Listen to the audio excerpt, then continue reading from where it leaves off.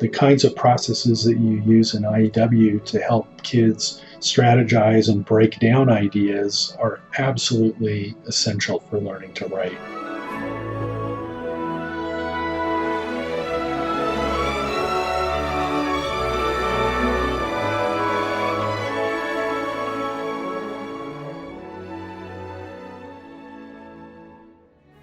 Hello, and welcome to the Arts of Language podcast with Andrew Pudewa, founder of the Institute for Excellence in Writing, or as many like to say, IEW.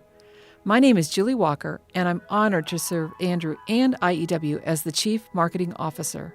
Our goal is to equip teachers and teaching parents with methods and materials which will aid them in training their students to become confident and competent communicators and thinkers.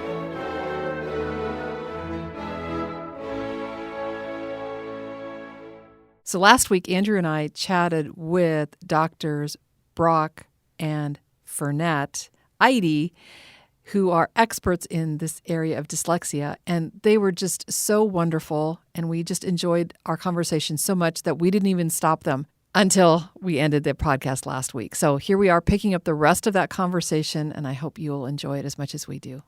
Well, and earlier, Brock, you had mentioned one of the challenges with a dyslexic child is these more complex processes are more difficult. And wow, what is more complex than writing, coming up with an idea, and then being able to translate it onto the page with the correct spelling in, according to some grammatic structure that has been dictated by the language that you speak. Oh my goodness, So I do know that that's what we tried to do with IEW is break it down. Well, it's even more complex than that, in that the more an individual child is geared to thinking of complex stories. So essentially, the more imaginative and the more verbally talented that child is, the more difficult the problems are. So when we were testing individual students with comprehensive batteries, an achievement test and an IQ test in our clinical practice, and we looked at a series of about 200 dyslexic students, we found that if you segregated those kids by IQ into groups or cohorts, that in every single category that was tested, the scores would basically vary with IQ, so that your performance would get better the higher your IQ was, and it'd be a little worse if your IQ was lower, with the exception of writing essays or stories. When we looked at essay and story writing, the higher your IQ was beyond a certain point, so when you got into the high gifted range, your performance actually deteriorated at younger ages, so at middle school and below in particular. Your performance was likely to be worse than it was for kids with sort of a mildly elevated or average even IQ. And that was because these kids were trying to do so much with a system that just was not geared towards being able to deal with the complex ideas that they wanted to describe. So the kinds of processes that you use in IEW to help kids strategize and break down ideas are absolutely essential for learning to write for kids that are especially, these homeschooled kids that are super bright. Yeah, I've sometimes jokingly in a class said, the problem isn't that this is hard for you. The problem is your brain is so much faster than your hand. And it's good. That's good. Who wants a brain slower than your hands? So I think, approaching it with some levity, but then reassuring them that, yes, it's what's very complex. One of the things that I feel schools have kind of pushed and maybe even pushed onto parents to some degree is this idea that if you're not doing it all by yourself, then you're not learning, you're not accomplishing the goal, that somehow the child must be cut off from sources of help in order to prove that they are learning something. And I see this as being, very destructive and in a way completely counter to the way the world works. I mean, none of us work in isolation. We're always collaborating and capitalizing on each other's strengths and bringing ideas together. Do you find that there are schools or ways in which we can help parents realize that it's okay to help the kids as much as they need? Things you mentioned, such as let them dictate the story. If they can't think of the word, give them a couple options.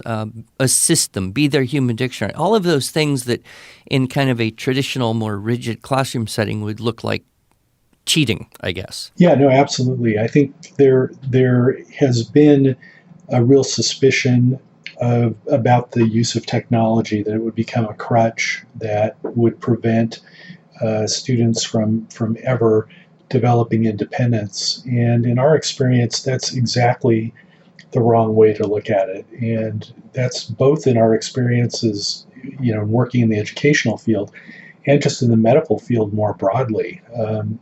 Anybody who's worked in any kind of rehabilitative service knows that the progression back to complete independence always involves a period of dependency and a period where you need help and you need assistive devices. And this is no different than any of those other situations. So the key at the early stages is to offload that central core of working memory that the child has to be able to coordinate all the different activities that go into something as complex as writing, so that they can use as much of their working memory as possible to bring all these things and coordinate all these things and bring them together.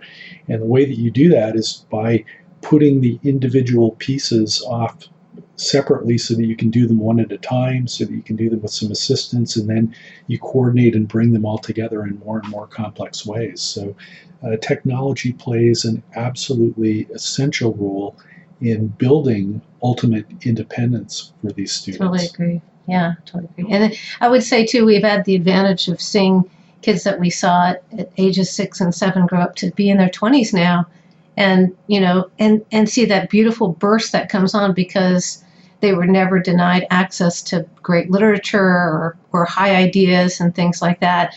They were able to dictate when they needed to. They were able to type when they needed to. And then they put it all together when they're young adults, and then they're unstoppable. So it's a very narrow field if people are saying, gee, you can't get to the second grade or third grade if you can't fill in the blank, Yeah. And that's just, it's a very, very narrow and short-sighted view. And so, parents, teachers should really be encouraged that most people will do as much as they can with the tools that they have. And, and eventually you may not need some of the support. Some people may always prefer dictating. There's no problem with that. Or some people may always prefer typing, and just seeing the big picture on things like that will be really the best for these young people. Yes, I think perhaps I'm sure you've thought this as I've thought it, which is maybe God gave me the children I have so that I could understand and help other parents by telling stories about my children. I would like to touch a little bit on the other book, The Mislabeled Child, how understanding your child's unique learning style can open the door to success. This idea of labeling is always something that is stressful for parents. They on one side want a label, but on the other side, they don't want a label. I think they want it so they can know something about what they're frustrated about. But on the other hand, they're afraid of a label because then that leads down a path where they may not want to go. For example, ADHD and Ritalin or something. So my first question about this labeling is, could you clarify for me and for I think a lot of people, what is the actual definitional difference between dyslexia and dysgraphia? So dyslexia is really a disorder of, the way it's officially defined as disorder of reading, basically, and dysgraphia is disorder of written expression. And those are categories that are basically created for administrative purposes to help, people who are have to put things in file cabinets and boxes and different columns on a spreadsheet. But in reality, in practical experience, many of the same kinds of issues in the way that brains are wired and that people process information that lead to one will lead to the other as well. So there's not a rigid watertight difference between them. It's not like you have one issue with your brain that causes dyslexia and another issue with your brain that causes dysgraphia. It's that the skills of reading and spelling have certain features, and that if your brain shows different processing bents or characteristics, you're going to be vulnerable to difficulties with decoding and spelling on the one hand, or with forming your letters, or remembering the rules for punctuation or grammar, or being able to handle all those things at the same time. And so it's important in terms of the mislabeling. The original title that we had on the proposal for that book was Beyond Behavior, and it was basically the two titles actually point to what our main concern was, which was that at the time that we originally wrote that book, there was a lot of emphasis on developing checklists to create sort of automatic responses. So if you engaged in a certain number of behaviors, then you qualified for a diagnosis of ADHD, or you qualified for a diagnosis of autism spectrum disorder, and we would do, Y, to you or for you or whatever. And the problem that we really had with that was that behavior is a really complex phenomenon, and it can be caused by lots of different things. As physicians, if somebody came into our office with a limp, we didn't just assume that there was a problem with their leg. They could have had a problem in their spinal column. They could have had a problem in their brain. They could have had a problem with their shoe. And it was the same thing with, we just had the same negative reaction to the way people were approaching behavioral issues with children. Well, some children who were acting up in class maybe did have problems with attention. Other kids were bored. Other kids had auditory problems, and they couldn't understand what was going on, and that made them anxious. Other kids had issues going on at home that were transferring into the classroom. So we really just dislike this idea that you can look superficially at behaviors and come up with an explanation, a diagnosis, and a recommended set of responses to that. And understanding a child and the reason that they're doing the things that they're doing and why they're struggling and why they're succeeding is much more complicated than just looking at behavior. That is, I think, so true. And I meet parents who, again, will say, well, I think my child, fill in the blank. Do you think I should get him tested? And, my response is, well, I'm not an expert. I can't tell you that. But what I do notice is that a lot of times people who will provide you with a label for a problem have no help for you in dealing with that problem.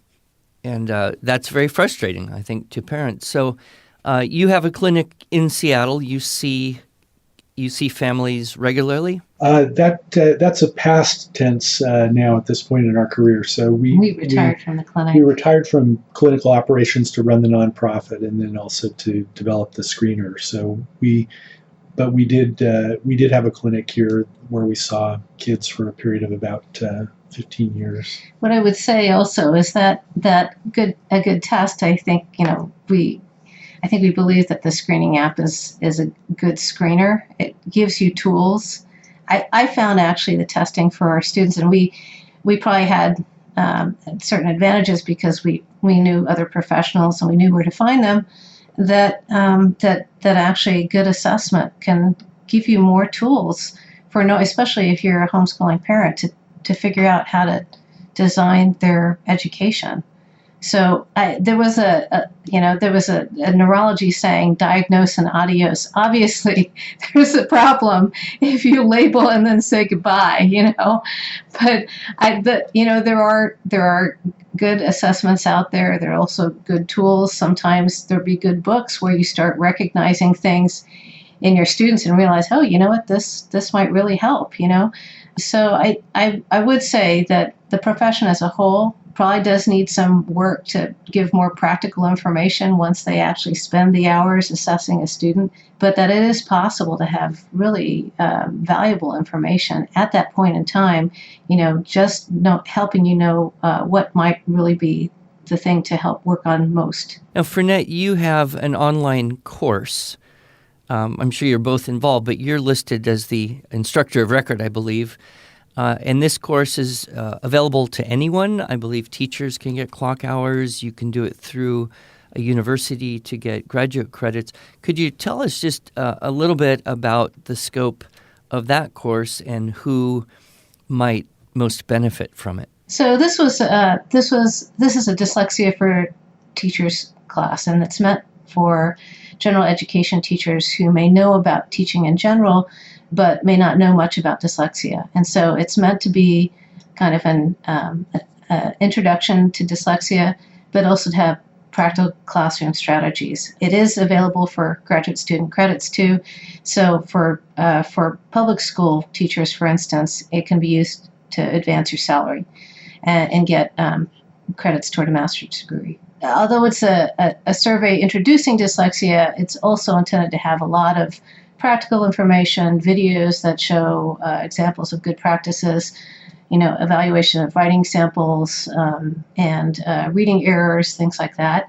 I think that in the future we also are planning a course for tutors and potentially homeschooling parents as well. But right now it's just the course at Dyslexic Advantage, and the same course for graduate student credits is run through Seattle Pacific University. Wonderful. And so it is for school teachers, but at the moment, anyone could sign up and do this, and it's an online course with some quizzes or tests or writing. Yeah, and then writing samples and things like that. Yeah, it's a three-quarter credit course. So that's an offering through dyslexicadvantage.org, not to be confused with your book, The Dyslexic Advantage. So what other things have you got going on at Dyslexic Advantage at your nonprofit organization? So besides the writing awards, another big program of ours are the college scholarships, and we'll be giving away at a minimum 20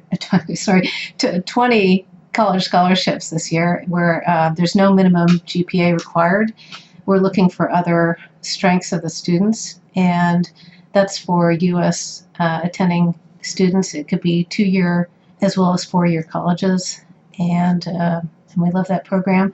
Another program is the STEM Ingenuity Awards, where it's kind of STEM, so it includes designing. Again, we wanted to nurture these. Sometimes they're like baby strengths because kids are so busy in their school years focusing on the basics of reading, writing, and math, that we wanted to have some outlet for kids to explore their abilities and coming up with ideas for science projects and carry on experiments and stuff like that. So that's been a fun project for us too. Ages are 7 to 18. Wonderful. Well, it sounds like you've got a lot going on there, and we appreciate all of this information. And again, I personally can highly recommend the Dyslexic Advantage book as being very encouraging. I remember one time my son was just particularly frustrated, and I was particularly frustrated, as can happen. And I finally just said, you know what? You're just born in the wrong time and place. If you'd been born on a South Pacific island 150 years ago, you'd be the smartest, strongest, best-looking, fastest kid on the whole island. You just happen to be born in a world where we almost make reading a god. It's almost an idolatry. If you can't read, the whole world is closed to you. And he kind of laughed and said, yeah, well, you weren't there.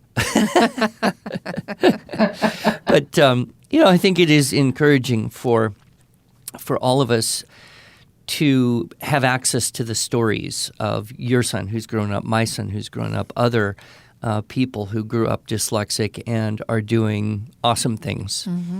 Julie, your son, too. He's my ADHD kid. Yeah, now he's our super hyperactive video editor who who works at a stand-up desk and loves it. Yeah.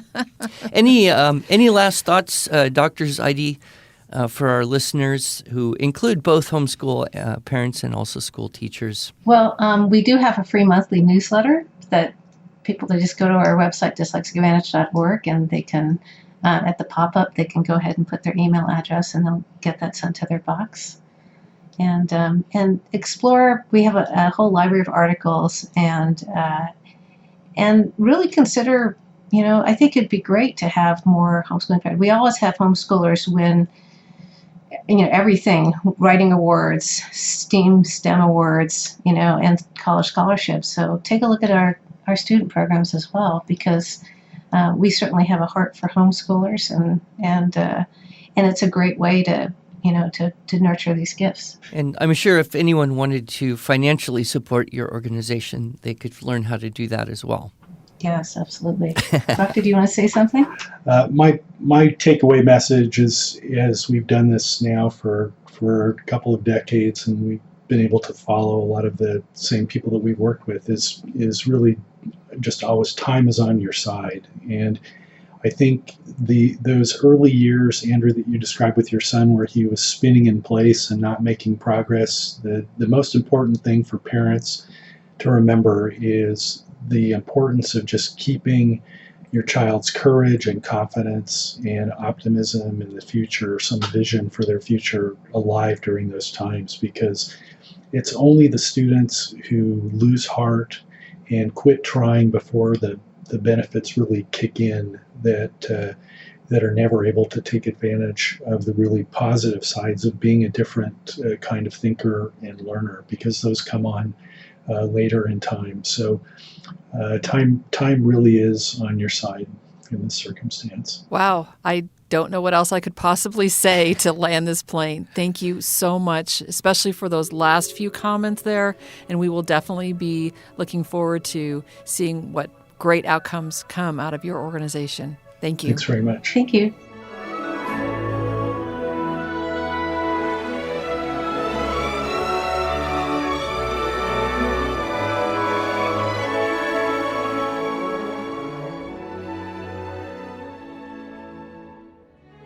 Thanks so much for joining us.